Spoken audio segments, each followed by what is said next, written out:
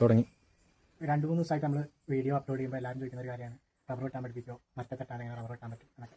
അപ്പം ഞാനൊക്കെ റബ്ബർ വെട്ടാൻ പഠിച്ചതെന്ന് പറഞ്ഞാൽ അപ്പൻ്റെ പുറകെ പുട്ടുവാല് പറിക്കാൻ നടന്നു, പിന്നീട് കത്തിയെടുത്ത് മുറിച്ച റബ്ബറിൻ്റെ കുറ്റിയൊക്കെ വെട്ടി തുടങ്ങിയതാണ്. അപ്പോൾ റബ്ബർ വെട്ടാൻ തുടങ്ങുമ്പോൾ നമ്മൾ ശ്രദ്ധിക്കേണ്ട കാര്യം എന്ന് പറഞ്ഞു കഴിഞ്ഞാൽ പ്രത്യേകിച്ചൊന്നുമില്ല, നല്ലൊരു കത്തി ഉണ്ടായിരിക്കണം. ഞാൻ ഉപയോഗിക്കുന്ന കത്തി ഇതാണ്.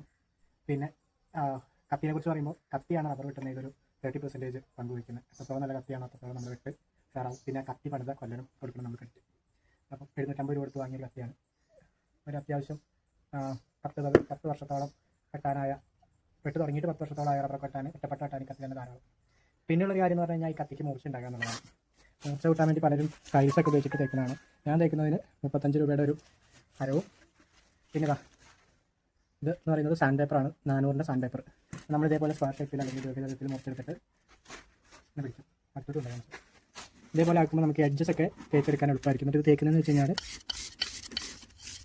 ഒരുപാട് കട്ടിയുള്ള സാൻഡ് പേപ്പർ ഒരിക്കലും വാങ്ങരുത്. വാങ്ങുന്നവർ 400 പേപ്പർ തന്നെ വാങ്ങുക. കട്ടിയുള്ളത് വെച്ച് തേച്ച് കഴിഞ്ഞാൽ കത്തി പെട്ടെന്ന് തേഞ്ഞു പോകും. ഈ ടൈൽ വെച്ച് തേക്കുന്നത് വെച്ച് നോക്കുമ്പോൾ ഇത് വെച്ച് തേക്കുന്നത് തന്നെയാണ് എളുപ്പം. ഇടയ്ക്കൊന്ന് ചെറുതായിട്ടൊന്ന് തൂത്ത് കൊടുത്താൽ തന്നെ കത്തിക്ക് മൂർച്ചയാവും. അപ്പോൾ ഈ കത്തി തേക്കാൻ ചെറിയ സമയം മതി. കത്തിക്ക് മൂർച്ചയായി നമ്മളിങ്ങനെ നോക്കാം, മൂർച്ച ഉണ്ടോയെന്ന് അറിയാൻ പറ്റും. അപ്പോൾ പാർട്ട് 1 ഇതാണ് റബ്ബർ വെട്ടുന്ന കത്തി, ആ തേക്കുന്ന കാര്യം എങ്ങനെയാണെന്നും ഉള്ള കാര്യം. അപ്പോൾ പാർട്ട് 2 തന്നെ വരുന്നതായിരിക്കും. Stay tuned.